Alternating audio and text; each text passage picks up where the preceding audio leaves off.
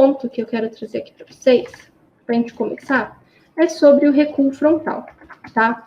O recuo frontal, ele é muito interessante e muito importante na hora que a gente estiver fazendo um projeto residencial, tá? Você ter uma entrada recuada da rua vai fazer com que o Ti, ele entre com mais suavidade, né? Você vai ter uma área de transição entre a rua e o lote. Por quê? Quando a casa ela está colada na rua, ela vai ter mais interferências do tipo, ela vai ter mais Ti, ela vai ter mais energia, e isso pode gerar aí um excesso de Ti na vida das pessoas, tá bom?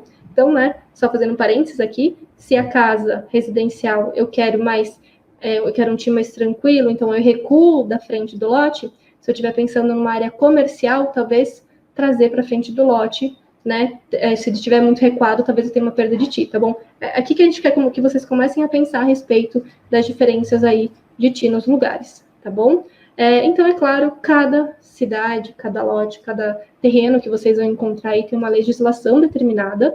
Então, primeira coisa, vocês vão seguir sempre a legislação do local, tá? Então, mas o Feng Shui... Não, primeiro segue as regras do local e depois você vai falar sobre Feng Shui, tá? Mas, segundo o Feng Shui, tá bom? A gente deve ter aí uma certa distância na frente para a gente conseguir realmente trabalhar essa área de transição, tá? Deixa eu ver se alguém perguntou alguma coisa, tá? Então, pense aí, né, que quanto maior for esse recuo frontal e que ele não impeça você aí de trazer, né, tudo que você quer no projeto, melhor por conta dessa transição, tá? No residencial, ok? Muito bom, tá? Tô lendo aqui só para ver se eu não esqueci de nada para passar para vocês, tá? Então, recuo frontal, bom, pois traz uma área de transição entre o tipo da rua e o tipo da casa, tá bom? E o mais legal é que se você já viu a aula aqui no canal sobre como movimentar o Ti, você também pode usar movimentadores de Ti nessa área de transição para criar justamente essa transformação de um Ti mais carregado, mais urbano, mais caótico, para um Ti mais suave, mais tranquilo e de melhor qualidade aí para as pessoas, tá bom? Então fica a dica aí, caso você queira trabalhar isso também, tá? Muito bom. Agora, outro ponto importante, tá? Então, se a gente for pensar aqui na nosso exemplo aqui desse projeto dessa pessoa, que eu não sei quem é, tá? A pessoa fez aqui uma área de transição, né? Ela tem aqui um recuo frontal no lote, então, muito bom, tá? Isso vai ser muito benéfico aí para as pessoas. Provavelmente isso aqui é num condomínio fechado, porque é aberto, não tem grade, não tem muro, não tem nada, tá? Mas nem todas as cidades são assim. Aqui em São Paulo é impossível fazer uma situação dessa sem ser em um condomínio fechado, tá? Então, é claro, vai depender aí de cada caso, tá bom? Mas mesmo que tivesse um muro aqui na frente, se você puder deixar esse recuo frontal antes de começar a construção, é melhor, tá? Outro ponto muito importante que a gente vai ter que tomar cuidado aqui é quando a casa ela é muito grande para o terreno, ou seja, sabe aquelas casas que a pessoa quis usar tudo quanto é área, né? Ela quis, tipo, não, é tudo área construída. A pessoa, ela não quis nem quintal. Tem gente, a gente atendeu o cliente assim, não, você não quer um quintal para você poder tomar um sol, né? Colocar umas plantinhas e tal. Não quero. Quero só área construída, porque área construída, e a pessoa acha que ela está ganhando nisso, e na verdade ela vai estar perdendo em termos de Feng Shui, porque isso vai caracterizar aí uma casa mais sufocada, né?